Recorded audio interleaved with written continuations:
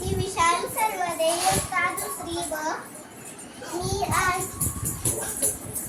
मी आज भोपळ्याची गंमत सांगणार आहे ते तुम्ही शांतपणे ऐकून घ्यायचं. एक तांबडा भोपळा विहिरीवर